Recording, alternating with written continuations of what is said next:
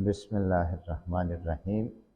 अस्सलामुअलैकुम dear students. मैं अमजद अली हूँ दोहा कतर से, और हम बात कर रहे हैं एटॉमिक स्ट्रक्चर।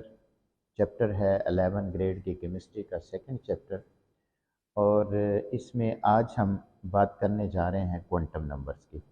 लास्ट टाइम मैंने अपने प्रीवियस लेक्चर में ज़िक्र किया था श्रोडिंगर वेव इक्वेशन का। तो श्रोडिंगर ने जो है हाइजेनबर्ग्स अनसर्टेनिटी प्रिंसिपल के प्रॉब्लम को सॉल्व किया और एक इक्वेशन दी। उस इक्वेशन को जब सॉल्व किया गया तो उसकी डिफरेंट जो न्यूमेरिकल वैल्यूज़ आई, तो उनको हम क्वांटम नंबर्स कहते हैं। So quantum numbers are the set of numerical values which give well behaved solution of Schrodinger wave equation. और ये क्वांटम नंबर्स जो आज हम पढ़ेंगे, ये आप देखेंगे कि ये किस्म के आंसर्स होंगे बोहर के डिफेक्ट्स के भी। तो सबसे पहले टाइप्स ऑफ क्वांटम नंबर। तो 4 टाइप्स हैं क्वांटम नंबर की। एक है principal quantum number, azimuthal quantum number, magnetic quantum number और स्पिन क्वांटम नंबर। अब वन बाय वन हम इन चारों टाइप्स को डिस्कस करते हैं। पहले बात अगर करें प्रिंसिपल क्वांटम नंबर की, तो प्रिंसिपल क्वांटम नंबर का तो आइडिया बोहर ने ही दिया था। यानी प्रिंसिपल क्वांटम नंबर का रोल क्या है, इसका फंक्शन क्या है।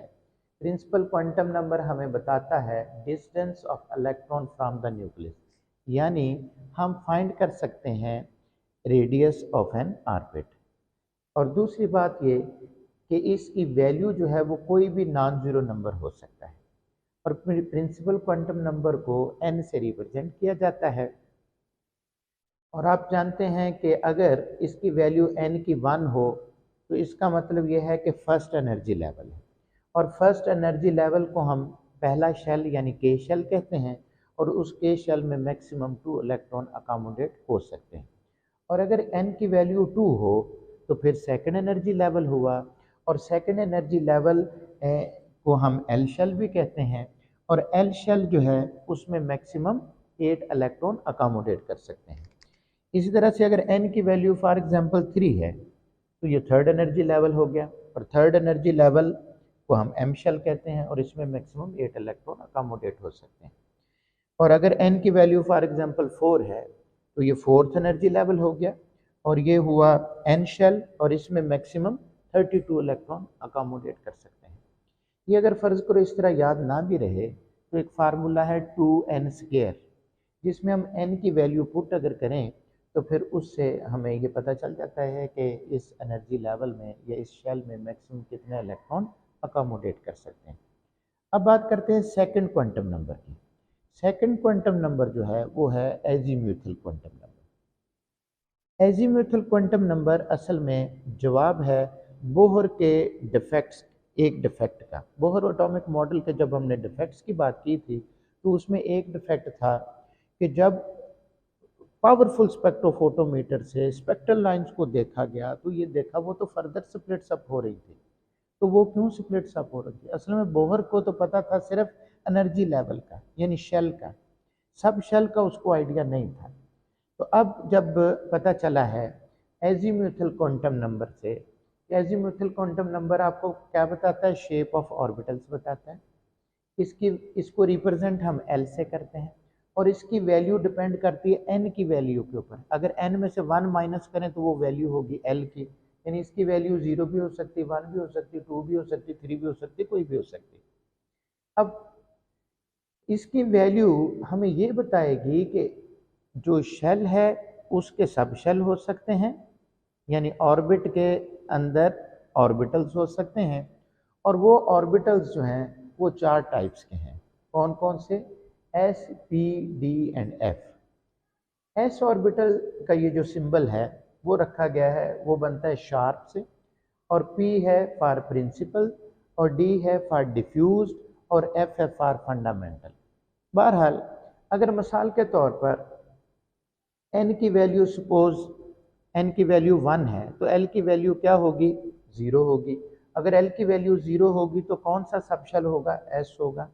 और s में आपको पता है मैक्सिमम कितने इलेक्ट्रॉन आ सकते हैं? 2 इलेक्ट्रॉन आ सकते हैं।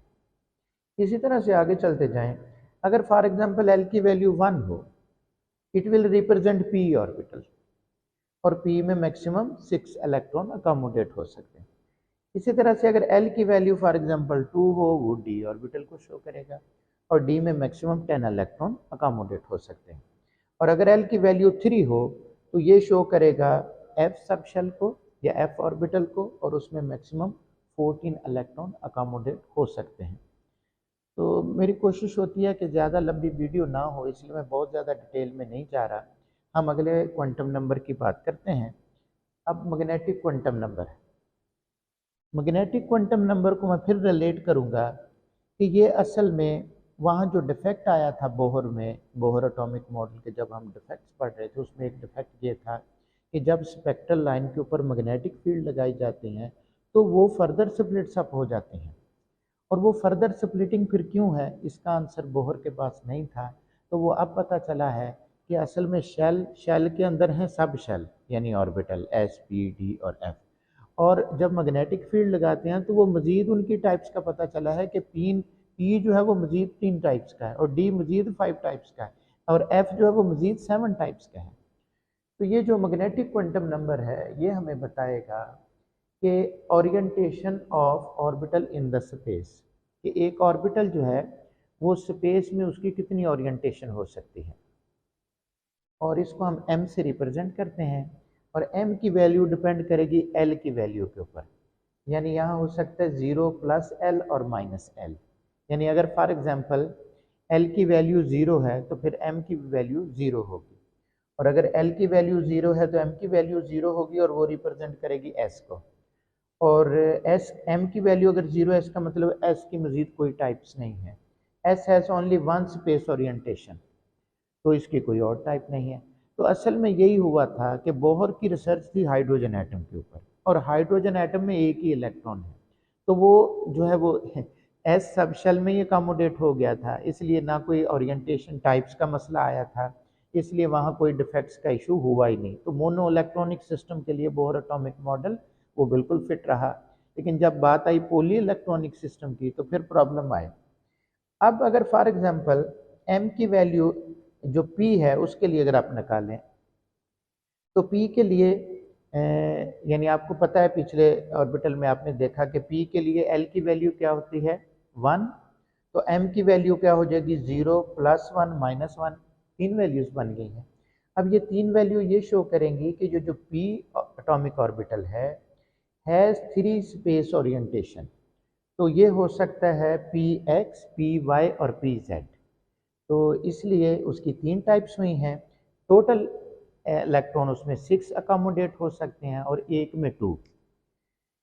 अब अगर देखें तो आगे फॉर एग्जांपल डी ऑर्बिटल के लिए पीछे मैंने आपको बताया था कि जो एल की वैल्यू है वो होती है 2, और अब एम की वैल्यू फिर कितनी हो जाएंगी 0 प्लस 1 प्लस 2, इसी तरह से माइनस 1 माइनस 2, तो टोटल कितनी 5 वैल्यूज हो गई। इट मीन्स ये जो डी है वो 5 स्पेस ओरिएंटेशन होंगी उसकी, यानी 5 टाइप्स होंगी।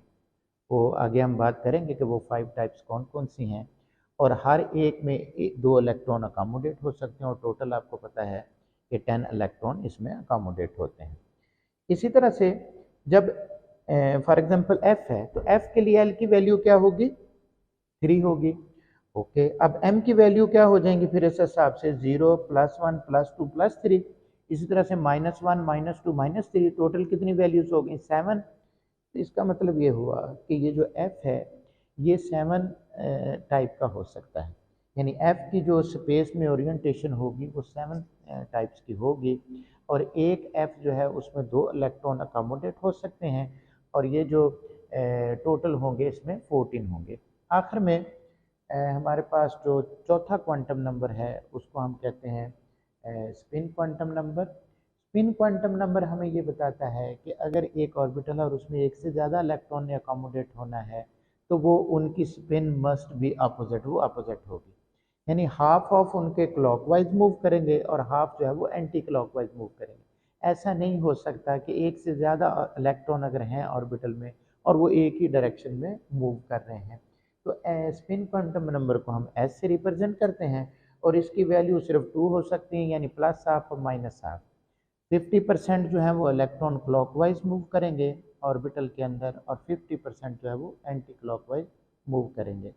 तो आज मैंने आपको क्वांटम नंबर का टॉपिक जो है तफसील के साथ एक्सप्लेन किया, और अपने इस चैनल को आप देखते रहिए। अपना बहुत सारा ख्याल रखिए, अपने इर्द गिर्द के लोगों का बहुत ज़्यादा ख्याल रखिए। बाकी इंशाअल्लाह ताला नेक्स्ट अगले लेक्चर में मुलाकात होगी। ओके, अल्लाह हाफिज़।